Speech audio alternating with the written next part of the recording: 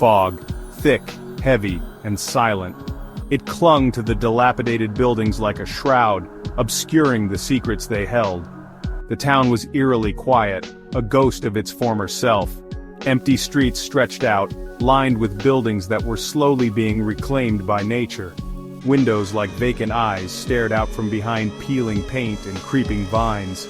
The silence was unnerving, broken only by the occasional creak of a rusty swing set in the deserted playground.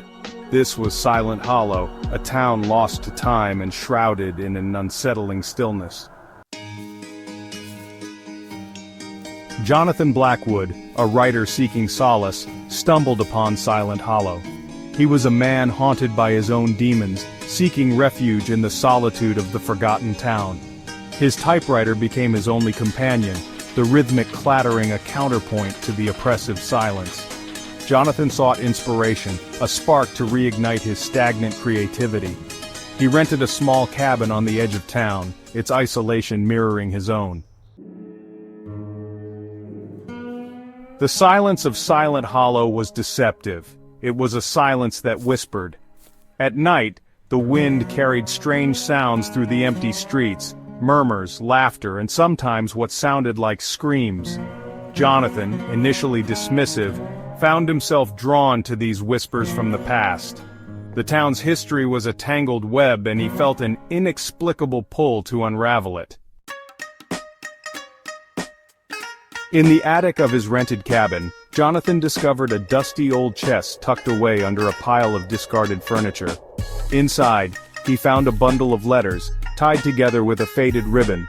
They were dated decades ago, penned in elegant handwriting on yellowed paper.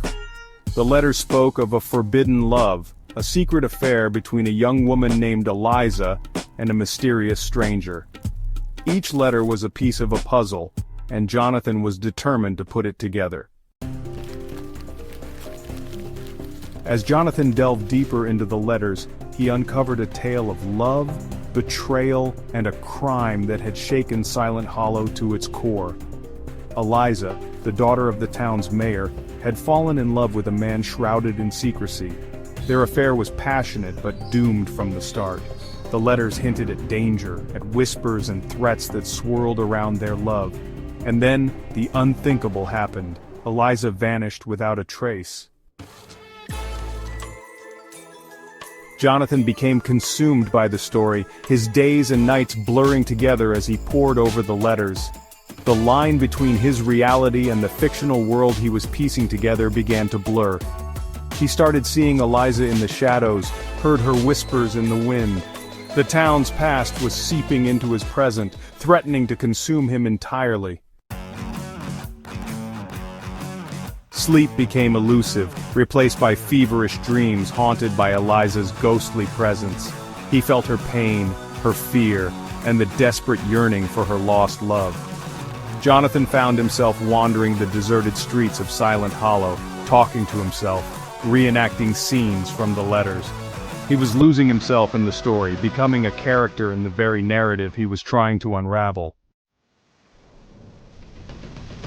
Then, one stormy night, as lightning illuminated the sky, Jonathan stumbled upon a hidden room in the basement of his cabin. Inside, he found a dusty old diary, its pages filled with hurried, frantic writing. It was Eliza's diary. The final entry, scrawled in shaky handwriting, revealed the truth. Eliza had discovered her lover's true identity. He was a fugitive, hiding from the law. His enemies had found him, and Eliza, fearing for her life, had fled into the night. Jonathan's heart pounded in his chest. He had finally found the answer, the missing piece of the puzzle. But as he closed the diary, a cold realization washed over him. He was not alone in the room. A figure stood behind him, shrouded in the shadows. It was Eliza, her eyes filled with a chilling sadness. She reached out a hand towards him, and in that moment, Jonathan understood. He wasn't unraveling the past, he was living it. He was now a part of Silent Hollow's tragic history, forever bound to the town and its secrets.